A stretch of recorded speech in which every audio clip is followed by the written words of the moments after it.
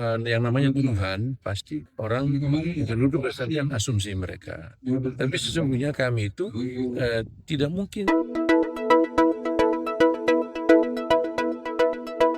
Setelah menetapkan 3 calon direktur pada 4 Agustus lalu, Politeknik Perikanan Negeri Tual telah mengirim 3 nama kandidat ke Kementerian Pendidikan Tinggi, Sains, dan Teknologi.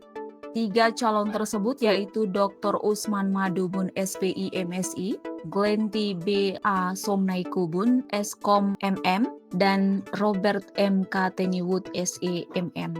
Direktur Polikan Jusron A. Rahayaan menjelaskan, tahapan selanjutnya dalam pemilihan direktur bakal melibatkan Senat Kampus dan Menteri Dikti Saintek. Dalam tahapan ini, Menteri memiliki hak suara sebesar 35%.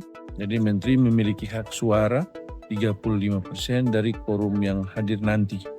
Jadi sementara Senat kita itu kan 18 orang, jadi ada suara Menteri 35% ditambahkan nanti di dalam total suara yang akan dipakai menentukan siapa suara terbanyak.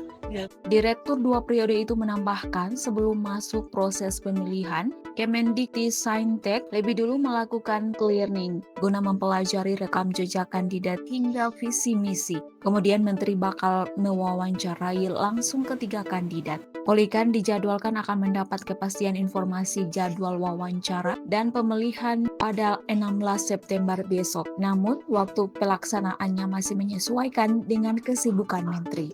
Dan memang di schedule-nya dalam tanggal 16 ini mestinya Menteri sudah memberikan konfirmasi terkait kesediaan ikut memilih.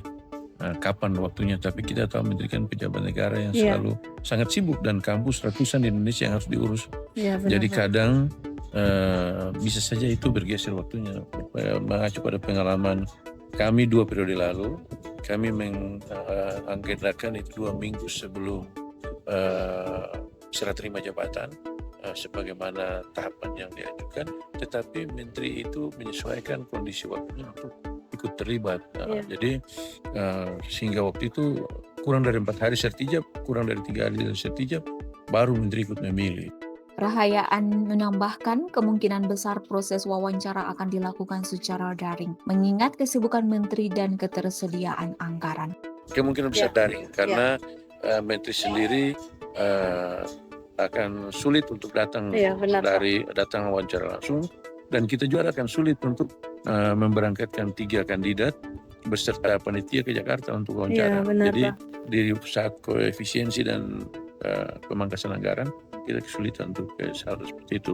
Menanggapi tuduhan pelanggaran dari sejumlah organisasi kemasyarakatan yang meminta pembatalan proses pemilihan direktur, Rahayaan menegaskan bahwa seluruh tahapan sudah sesuai dengan aturan yang berlaku. Yang namanya tuduhan pasti orang menuduh berdasarkan asumsi mereka. Tapi sesungguhnya kami itu tidak mungkin menyelenggarakan pemilihan di luar aturan yang berlaku. Dan memang ada tuduhan terkait beberapa peraturan-peraturan kami langgar. Sesungguhnya para pemilih menuduh berdasarkan aturan yang dipisahkan, aturan yang tidak disatukan. Ia menilai ormas yang mengirim surat permohonan tersebut tidak memahami proses. Tapi teman-teman itu, saya tidak tahu tendensinya apa, tapi mereka mengungkapkan hanya ayat 4 supaya kata dipilih itu bisa dipelintir. Dan saya sayangkan adalah teman-teman dari ormas tidak bertanya ke kampus. Rahayaan menilai pihak yang melayangkan surat tersebut sebenarnya tidak punya kewenangan, bahkan untuk mengawasi sekalipun. Dalam kementerian kita kan sudah ada inspektorat yang selalu memantau setiap detil langkah penyelenggaraan aturan. Artinya begini, jika kami melakukan kesalahan langkah terhadap penyelenggaraan peraturan perundangan, tidak menunggu orang dari luar kementerian untuk mengkritisi itu. Dari inspektorat langsung memberikan surat. Namun sejauh ini inspektorat tidak memberikan surat terkait ada kesalahan dari hasil. Karena kami setiap tahapan dilaporkan. Laporan sertai laporan tertulis, kronologis, dan data pendukung. Justru, kata Rahayaan, pihak kampus telah menerima surat dari kementerian yang memerintahkan agar pemilihan segera dilaksanakan. Kalau saya, kita jalankan saja aturan sesuai dengan yang diamanatkan hingga selesai, dan nanti biarkan menteri yang memutuskan.